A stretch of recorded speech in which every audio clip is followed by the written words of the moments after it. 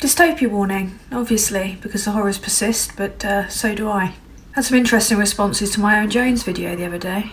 Now, before I proceed, I want to make 3 very important points before the police come and cart me off for thought crimes. I've continued to make political content for 3 very important reasons. The first one is a deep-seated desire to amuse because I wasn't hugged enough as a child. Mind you, those that were hugged enough as a child end up being those weird adults that are obsessed with Disney. I dodged a bullet there, didn't I?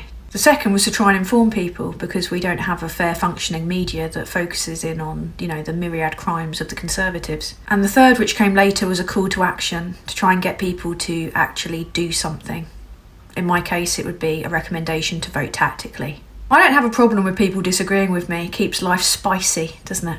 What I do have a problem with are people that deny the objective realities of our political system. I am, and I have always encouraged people to vote in their best interests. I'm sick of people trying to con those that are living with the reality of this crippling cost of crisis living caused by the Conservatives into going ultra right wing, which is the Reform or the current version of the Tory party, or selling people a pipe dream without any real detail or nuance that could ensure that we have another 5 years of them bastards in power. I don't like the fact that under first past the post not everyone's vote is equal. I don't like the deeply undemocratic voting system that we have. The only other country in Europe that has it is Belarus, which is an actual dictatorship. Yeah. People don't like feeling disenfranchised. I get it. People don't like the fact that their votes don't count as they should. But to know those limitations and to know what it could cause and to do it anyway is indefensible. And some of the reasons that people are providing just defy that basic principle of fact. Owen's like Schrodinger's journalist, isn't he? Simultaneously not responsible for influencing people, yet also able to influence people with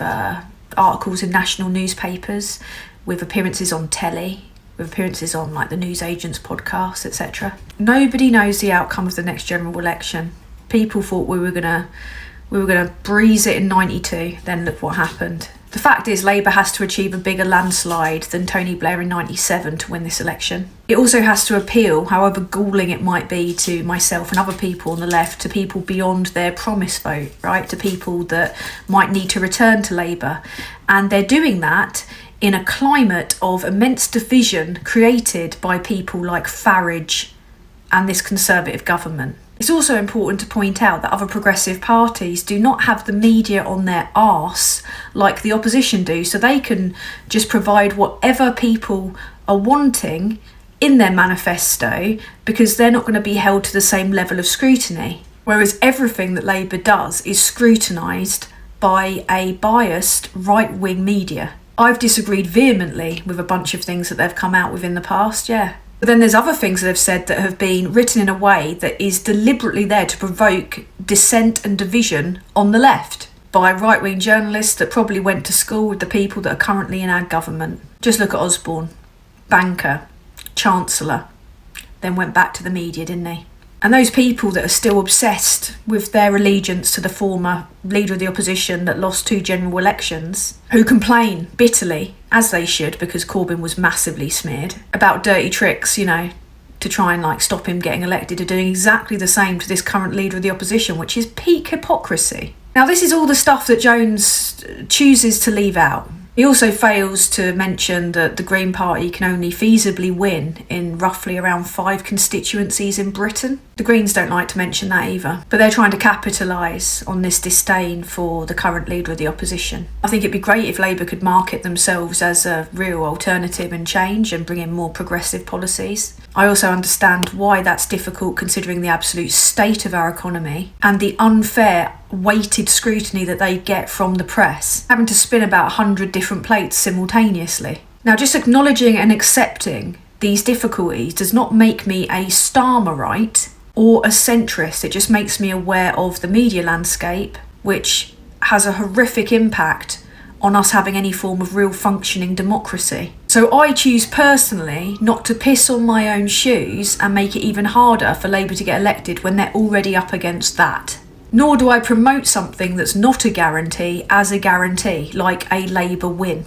This has left me in a position of immense unpopularity, with people on the left who think I should spend all day, every day, essentially rubbishing the Labour Party instead of the Tories, who are, in power, making the decisions, setting the national conversation with their mates in the media and controlling the narrative. I'm of a view that I'm going to wait to see what they do if they do attain power. Let's face it, their chances are being massively limited by campaigns like Jones's, which could chip away at any form of majority that they might attain. Now, anyone calling for the prospect of a deliberately engineered hung parliament is insane. The stakes are too high for that. The Tories could sneak a win. And it would just be chaos and squabbling whilst the country is on its knees economically and massively divided in terms of ideology as it is. It would undermine the power and the influence of all involved. And nothing would get done, and Labour would just call another election and win it anyway. So I simultaneously get shit from the left, who are supposed to be my own team,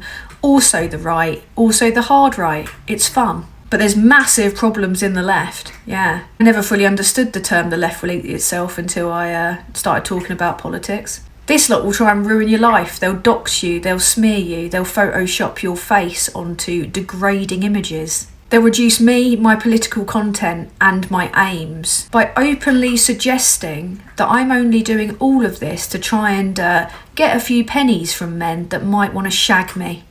That's progressive, isn't it? Just because you're no longer shagging the ghost of Corbyn, it doesn't mean that you're not a socialist. He's not the gatekeeper of socialism. But people with socialism in their bio are the most shockingly sexist people that I've had to encounter online. And their behaviour go against the basic tenets of socialism. Now, I could make assumptions that all those, Twitter socialists are sitting there, on an app owned by an emerald nonce, typing away on the latest iPhone, drinking a Starbucks in their mum and dad's 5-bedroom detached house, safe in the knowledge that their abuse of me will go unchecked by a police force that hates, demeans and fails women. And those low-level content creators that focus on me for a bit of hate clout perhaps do so because they struggle to make engaging content with any form of a plan. Instead, they just navel gaze and moan, don't they? Whereas the reason I'm not going around rubbishing Labour is because if you try and sell people a pie and tell them it's full of shit, they're not going to want to eat it, are they? And nobody knows what's in that pie yet. So it's all based on hypothesis at this point. My point is we can all make assumptions, can't we? And judgments of other people. But some of us choose to prioritise and organise instead. And I'm not going to lie to people and tell them that their vote will count. If they want to vote Green or they want to vote for an independent in an area where there's no hope of that person winning, but every chance the Conservatives will if that vote is split, whose side are you really on if you're promoting that? There's no point getting defensive at the person that's pointing out the issue.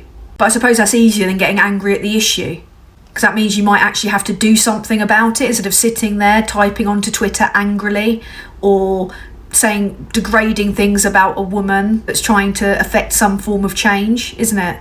Tactical voting's the only way that you're going to get out the Conservatives. And we have a plan afterwards to hold the next government accountable. We are knackered. We just want an election. And that election win's going to be even harder. Yeah, because of people on the left knowingly voting against their best interests and the best interests of the most impoverished people in this country. Slow fucking clap. I've lost all patience.